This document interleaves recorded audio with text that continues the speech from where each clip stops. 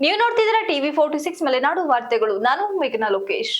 ಕೇಂದ್ರ ಗೃಹ ಸಚಿವ ಅಮಿತ್ ಶಾ ಅವರನ್ನು ಸಚಿವ ಸಂಪುಟದಿಂದ ವಜಾ ಮಾಡಿ ಕಾನೂನು ಕ್ರಮ ಕೈಗೊಳ್ಳುವಂತೆ ಆಗ್ರಹಿಸಿ ಡಿಸಿ ಕಚೇರಿ ಮುಂದೆ ಬಹುಜನ ಸಮಾಜ ಪಾರ್ಟಿಯಿಂದ ಪ್ರತಿಭಟನೆ ನಡೆಸಿ ಜಿಲ್ಲಾಡಳಿತಕ್ಕೆ ಮನವಿ ಸಲ್ಲಿಸಿದರು. ಬಹುಜನ ಸಮಾಜ ಪಾರ್ಟಿ ರಾಜ್ಯ ಉಪಾಧ್ಯಕ್ಷ ಗಂಗಾಧರ್ ಬಹುಜನ್ ಮಾಧ್ಯಮದೊಂದಿಗೆ ಮಾತನಾಡಿ, ಕಳೆದ ಸಂಸತ್ ಅಧಿವೇಶನದಲ್ಲಿ ಭಾರತ ಸಂವಿಧಾನಕ್ಕೆ 75 ವರ್ಷಗಳು ತುಂಬಿದ ಹಿನ್ನೆಲೆಯಲ್ಲಿ ಸಂವಿಧಾನದ ಬಗ್ಗೆ ನಡೆದ ಚರ್ಚೆಯಲ್ಲಿ ಭಾಗವಹಿಸಿ ಮಾತನಾಡುವಾಗ ಕೇಂದ್ರ ಗೃಹ ಸಚಿವ ಅಮಿತ್ ಶಾ ಸಂವಿಧಾನ ಶಿಲ್ಪಿ ಬಾಬಾ ಸಾಹೇಬ್ ಅಂಬೇಡ್ಕರ್ ಹೆಸರನ್ನು ಪದೇ ಪದೇ ಉಚ್ಚರಿಸುವ ಬದಲು ದೇವರನ್ನು ಸ್ಮರಿಸಿದ್ದರೆ 7 ಜನ್ಮದ ಸ್ವರ್ಗ ದೊರೆಯುತ್ತಿತ್ತು ಎಂದು ಬೇಜವಾಬ್ದಾರಿತನದಿಂದ ಮಾತನಾಡುವ ಮೂಲಕ ಸಂವಿಧಾನ ಶಿಲ್ಪಿ ಭಾರತ ರತ್ನ ಬಾಬಾ ಸಾಹೇಬ್ ಅಂಬೇಡ್ಕರ್ ಅವರಿಗೆ ಅವಮಾನ ಮಾಡಿರುತ್ತಾರೆ. ಇದು ಪರಮಪೂಜ್ಯ ಬಾಬಾ ಸಾಹೇಬ್ ಅಂಬೇಡ್ಕರ್ ಮತ್ತು ಅವರ ರಚಿಸಿದ ಸಂವಿಧಾನದ ಮೇಲಿರುವ ಅಸಹನೆಯ ಪ್ರತೀಕವಾಗಿದೆ ಎಂದರು.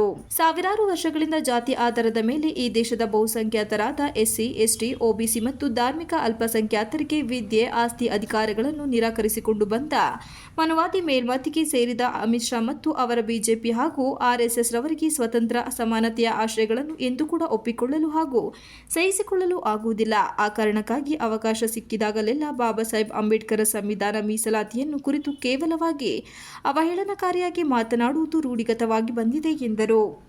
ಇಂಥ ಮನುವಾದಿ ಮತ್ತು ಜಾತಿವಾದಿ ವ್ಯಕ್ತಿಗಳು ಸಂವಿಧಾನದ ಆಧಾರದ ಮೇಲೆ ರಚನೆಯಾಗಿರುವ ಸರ್ಕಾರದಲ್ಲಿ ಮಂತ್ರಿಯಾಗಿ ಮುಂದುವರಿಯಲು ಯಾವುದೇ ನೈತಿಕತೆ ಇಲ್ಲ. ಆದ್ದರಿಂದ ಬಾಬಾ ಸಾಹೇಬ್ ಅಂಬೇಡ್ಕರ್ ಮತ್ತು ಸಂವಿಧಾನ ವಿರೋಧಿ ಮನಸ್ಥಿತಿ ಇರುವ ಕೇಂದ್ರ ಗೃಹ ಸಚಿವ ಅಮಿತ್ ಶಾ ಅವರನ್ನು ತಕ್ಷಣ ವಜಾಗೊಳಿಸಿ ಕಾನೂನು ಕ್ರಮ ಕೈಗೊಳ್ಳಬೇಕೆಂದು ಬಹುಜನ ಸಮಾಜ ಪಾರ್ಟಿ ಆಗ್ರಹಿಸುತ್ತದೆ ಎಂದು ಹೇಳಿದರು. ಮೇಲೆ ಇವರು ಅಭಿಮಾನ ಇದೆ, ಅದಕ್ಕೋಸ್ಕರ ಅಂಬೇಡ್ಕರ್ ಹೆಸರು ಹೇಳ್ತಾ ಇದ್ದಾರೆ ಹೊರತು ಇವ್ರಿಗೆ ಅಂಬೇಡ್ಕರ್ ಮೇಲೆ ಅಭಿಮಾನ ಇಲ್ಲ. ಹಂಗಿದ್ದಿದ್ರೆ ಅಂಬೇಡ್ಕರ್ ಬದುಕಿದಂತ ಕಾಲಘಟ್ಟದಲ್ಲಿ ಸ್ವತಂತ್ರ ಬಂದ ಮೇಲೆ ಒಂದೇ ಒಂದು ಚುನಾವಣೆಯಲ್ಲೂ ಕೂಡ ಅಂಬೇಡ್ಕರ್ ಅವ್ರನ್ನ ಗೆಲ್ಲಕ್ ಬಿಟ್ಟಿಲ್ಲ. ಕಾಂಗ್ರೆಸ್ ಪಕ್ಷದವರು ಒಬ್ಬ ಸಾಮಾನ್ಯ ಅಭ್ಯರ್ಥಿಗಳನ್ನ ನಿಲ್ಲಿಸಿ ಇವತ್ತು ಅಂಬೇಡ್ಕರ್ ಅವ್ರನ್ನ ಸೋಲಿಸಿದ್ರು. ಅದು ನೆನಪಿದೆ, ಈ ದೇಶದ ಎಲ್ಲರಿಗೂ ಕೂಡ, ಪ್ರಜ್ಞಾವಂತ ನಾಗರಿಕರಿಗೆ ಅದು ನೆನಪಿದೆ.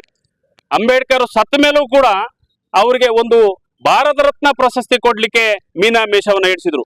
ಕಾಂಗ್ರೆಸ್ ಪಕ್ಷ ಏನು ಪಾರ್ಲಿಮೆಂಟ್ ಇಂದ ತೊಲಗೋವರೆಗೂ ಕೂಡ ಅವರಿಗೆ ಭಾರತ ರತ್ನ ಪ್ರಶಸ್ತಿ ಸಿಗಲೇ ಇಲ್ಲ.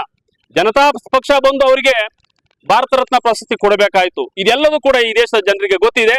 ಕಾಂಗ್ರೆಸ್ನ ಡೋಂಗಿ ಹೋರಾಟವನ್ನು ಕೂಡ ಈ ಭಾರತ ದೇಶದ ಜನರು ಅರ್ಥ ಮಾಡ್ಕೋಬೇಕು.